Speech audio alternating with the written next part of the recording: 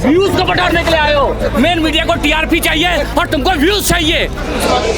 बदतमीजी है ये। लोगों से पूछेंगे कॉकरोच की स्पेलिंग बताओ। अरे कॉकरोच को तिलचट्टा भी बोला जाता है। जिन 5-7 बच्चों ने आत्महत्या की है ना, उनको पता था कि वो सेलेक्ट होंगे नीट में। आज स्पेशल मन की बात कर लेते ना, कह देते ना मेरे बच्चों मैं तुम्हारे साथ हूँ, मुझे तुम्हारी सारी समस्याएं पता है, कि सरकार आ जाएगी नीचे। SIR नहीं हुआ तो व्यूज को बटोरने के लिए आए हो। मेन मीडिया को टीआरपी चाहिए और तुमको व्यूज चाहिए।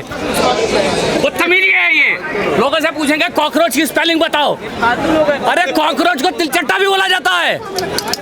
और कॉकरोच की स्पेलिंग यदि किसी को नहीं आती तो इसका मतलब ये नहीं है कि वो इस देश का जागरूक सिटीजन नहीं है, नागरिक नहीं है। ये यहाँ पर बहुत सारे, आप ये मत समझिए कि ऑल्टरनेटिव मीडिया में लोग यहाँ पर किसी भी मूवमेंट को डिरेल करने के लिए नहीं आते हैं।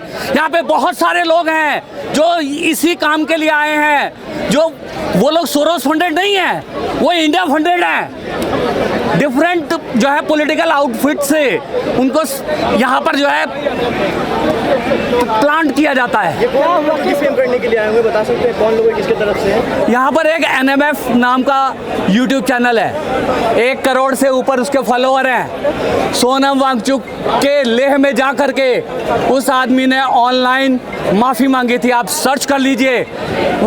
ये वही लोग हैं, NMF जैसे लोग, जिन्होंने पैसे लेकर के सोनम वांगचुक जैसे लोगों को डिफेम किया। सोनम वांगचुक जैसे लोगों को चाइनीज़ एजेंट बोला, पाकिस्तानी एजेंट बोला, सोरोस फंडेड बोला और जेल भी गए ना। क्यों हटा लिया सरकार ने NS से? और अभी आकर के यहाँ पे क्या है, स्पेलिंग पूछ रहे हैं, किस तरीके की बातें कर रहे हैं? किसी लड़के से, कम उम्र के लड़के से वो फिर क्या चलाएंगे कि देखो कॉकरोच जनता पार्टी के मूवमेंट में वे लोग आए हुए हैं जिनको कॉकरोच की स्पेलिंग नहीं आती। इससे क्या फ़र्क पड़ता है? किसी कॉज के लिए आए ना यहाँ पर, वो कॉज के बारे में पता होना चाहिए। पार्टी धरातल पर नहीं पहुँच किया, उसके बारे में मैं तो कह ही नहीं रहा कि ये अभी मूवमेंट है, ये कोई पार्टी नहीं है। नाम पार्टी रख लेने से पार्टी नहीं हो जाती। पार्टी का मोबाइल में है। आज के प्रोटेस्ट का क्या कॉज, किस कॉज को लेकर प्रोटेस्ट चल रहा है? एजुकेशन इमरजेंसी है और एजुकेशन मिनिस्टर को मोरल रिस्पॉन्सिबिलिटी लेकर के इस्तीफा देना चाहिए। और इस्तीफा देना कोई बुरी बात नहीं है, पीछे लोग इस्तीफा देते रहे हैं। लाल बहादुर शास्त्री ने एक छोटी सी रेल दुर्घटना के लिए इस्तीफा दे दिया था। आज आप हर चीज़ में डिनायल मोड में क्यों हो? आप जब तक अपनी गलतियों को एक्सेप्ट नहीं करोगे, ठीक कैसे करोगे? तो सबको पता है ना कि पेपर लीक आज से नहीं हो रहे हैं भाई। पिछले 5-6 साल से लगातार पेपर लीक हो रहे हैं। और एग्जाम का मैं एक बात बोलना चाहता हूँ, एग्जाम, एक minute let me speak. Exam का एक दिन होता है, परफॉर्मेंस को दोहराना बड़ा मुश्किल होता है। जिन 5-7 बच्चों ने आत्महत्या की है ना, उनको पता था कि वो सेलेक्ट होंगे नीट में, मगर उसी परफॉर्मेंस को दोहराना जो एक एग्ज़ाम देने वाला बच्चा ही समझ सकता है। हर खिलाड़ी का, हर एग्ज़ाम देने वाले बच्चे का एक दिन होता है। लेकिन मोदी से चर्चा करते हैं। आज स्पेशल मन की बात कर लेते ना, कह देते ना मेरे बच्चों मैं तुम्हारे साथ हूँ, मुझे तुम्हारी सारी समस्याएं पता है, राष्ट्र के नाम पर संबोधन कर लेते ना। सिर्फ नीट का मसला नहीं है, और भी कई सारे पेपर लीक सर, एजुकेशन, मैंने बोला ना, एजुकेशन इमरजेंसी है, खाली नीट या CBSE का मसला नहीं है। आप ऐसे वो हैं कि किसी के 95-96 परसेंटाइल आए हैं जेई में, और जो मिनिमम 75% चाहिए होते हैं 12th में, वो नहीं आए क्योंकि वो OSM फेल हो गया।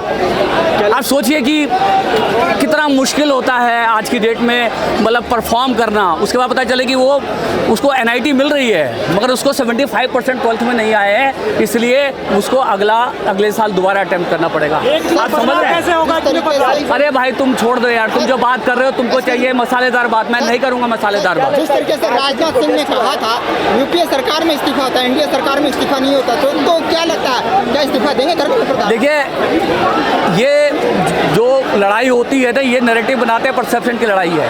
आप यदि ये समझते हैं कि हर मतलब क्या कहते हैं, जो लड़ाई का जो हथियार है वो इग्नोरेंस है, डिनायल है, चुप रह जाना है, तो ऐसा नहीं है, ऐसा नहीं है। आप समझिए 35% आबादी आपकी जेनजी है। आप नहीं समझ रहे हैं ये कितनी बड़ी आबादी है। यदि ये 18% 18 साल के युवा यदि आज ये पॉलिटिकल लोग यदि रूप से अवेयर हो गए, तो हमें और आपको कुछ बोलने की ज़रूरत नहीं, सरकार आ जाएगी नीचे।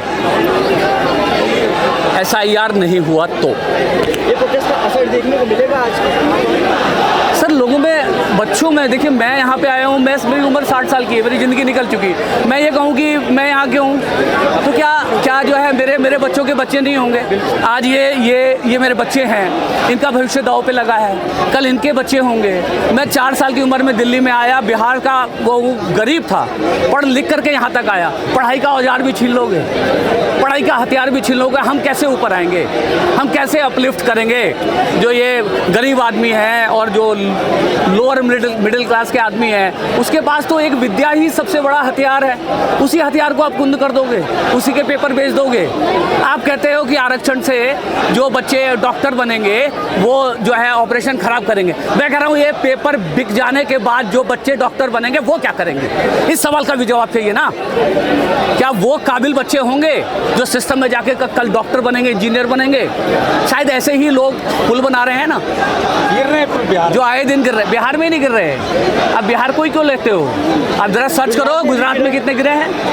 बिहार, अरे हमारे बिहार को ही काहे बदनाम कर रहे हो भाई?